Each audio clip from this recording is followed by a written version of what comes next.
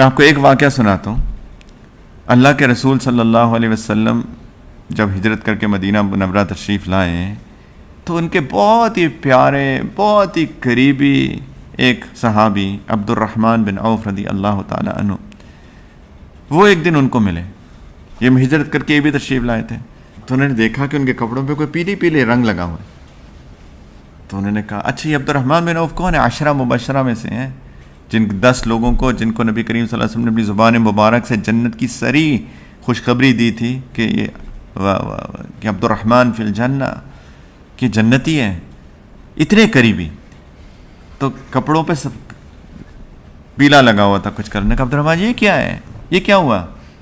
تو اس زمانے میں یا تو جو زنانہ خوشبو ہوتی تھی اس کا رنگ ہوتا تھا، یا پھر وہ زعفرانی رنگ میں اپنے کپڑے رنگتی تھیں۔ تو وہ آج کل کے جیسے رنگ تو ہوتے نہیں تھے کہ جی بالکل پکے کلرز ہیں، وہ بھی تو نہیں اترتا، تو وہ تو ایسے ہی اتر جاتے تھے۔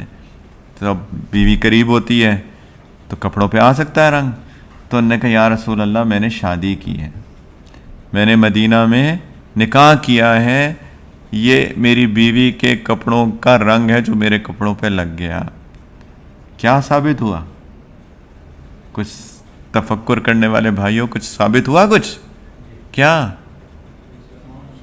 اللہ کے رسول صلی اللہ علیہ وسلم کو اپنے اتنے قریبی ساتھی کے شادی کی خبر ہی نہیں ہوئی۔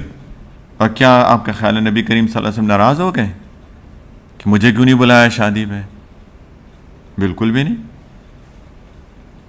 انہوں نے ایک بات فرمائی، عبد الرحمن مہر دیا؟ کہ جی یا رسول اللہ دیا۔ کتنا دیا؟ ایک کھجور کی گٹھلی کے برابر سونا دیا۔ میں نے کہا اچھا عبد الرحمن ولیمہ کیا؟ میں کہا نہیں یا رسول اللہ ولیمہ تو نہیں کیا۔ انہوں نے کہا عبد الرحمن اولم ولو بشأۃ، عبد الرحمن ولیمہ کر لو، بے شک پوری بکری کیوں نہ کرو، بے شک پورا بکری ولیمہ میں کیوں نہ دو۔ اس سے اکثر جمہور علماء نے یہ اخذ کیا، کیونکہ عبد الرحمن بن عوف بہت بڑے تاجر تھے، مالدار آدمی تھے، تو وہ افورڈ کر سکتے تھے۔ انہوں نے کہا عبد الرحمن پوری بکری ولیمے میں کھلاؤ لوگوں کو۔ اب بندہ سوچے کہ ایک بکری میں کتنے لوگ کیسے کھائیں گے؟ تو ہم ان کے ولیموں پہ 5000 لوگ مدعو نہیں ہوتے تھے، وہ 10 15 20 لوگ بیٹھ گئے، پوری بکری ان کے لیے تو فیس تھی۔ وہ لوگ جو کہ کھجوریں کھانے والے لوگ تھے اور دودھ پینے والے لوگ تھے، تو کرنے کا عالی شان ولیمہ کرو اپنی اوقات کے مطابق۔ عبد الرحمن، نبی کریم صلی اللہ علیہ وسلم نے جتنی اپنے ولیمے کیے ہر طرح کا ولیمہ کیا، جو بھی آئی، صرف کھجوریں بھی آئیں، کسی میں پنیر آیا، کسی میں کچھ آیا، ہر طرح کی ولیمہ ہوا۔ تو ولیمہ اپنی استعداد کے مطابق، جتنا مال ہے اس کے مطابق کھلا لو۔ 10 ساتھیوں کو بلا سکتے ہو 10 کو کھلا لو، 20 کو کھلا سکتے ہو 20 کو کھلا لو، 50 کو کھلا سکتے ہو 50 کو کھلا لو، 100 کو کھلا سکتے ہو 100 کو کھلاؤ، ایک ڈش کھلانی ہے ایک کھلاؤ، 10 کھلا سکتے ہو 10 کھلاؤ، اپنی اوقات کے مطابق اللہ نے جتنا مال دیا ہے۔ لیکن ایک قرضے لے کے مت کھلاؤ۔ اگر 100 درہم جیب کے اندر ہے تو بس ایک آئس کریم ہی کھلا دو میرے بھائیوں، سب کو کوئی فرق نہیں پڑتا، 10 لوگوں کو آئس کریم کھلا دو، ولیمہ ہو گیا۔ جتنی اوقات ہے، آسان نکاح، اتنا آسان، کوئی انویٹیشنز نہیں۔ پلیز میں تو بہت ریکویسٹ کرتا ہوں ساتھیوں کو، مت ٹکٹ خرچ کر کے اپنے بہن بھائیوں کی شادیوں پہ جایا کریں۔ جب تک میرے کینیڈا سے اور امریکہ سے اور آسٹریلیا سے اور انگلینڈ سے اور جرمنی سے اور اٹلی سے اور سعودی عرب سے اور صومالیہ سے اور نائجیریا سے اور ساؤتھ افریقہ سے اور ملیشیا سے اور انڈونیشیا سے سارے رشتہ دار نہیں آ جاتے، شادی نہیں ہوتی ہے نا؟ ایسے ہی ہے کہ نہیں؟ کہتے ہیں آؤ، اگر وہ نہیں آتے تو میں ناراض ہوتا ہوں، اور اگر میں ان کو نہ بلاؤں تو وہ ناراض ہوتے ہیں۔ بندہ کدھر جائے؟ وہ جیو اور جینے دو کا اصول تو ختم ہی ہو گیا نا دنیا سے، کہ بھئی مجھے بھی جینے دو، آپ بھی جئیں، ہم بھی سانس لیں، آپ بھی سانس لیں۔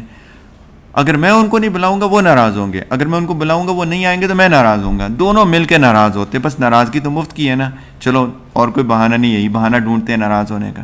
کیا عجیب بوجھ ہے، کزن کی شادی، چچا کے بیٹے کی شادی، پھپھو کی بیٹی کی شادی، کیا مذاق بنایا ہوا ہے سیریسلی۔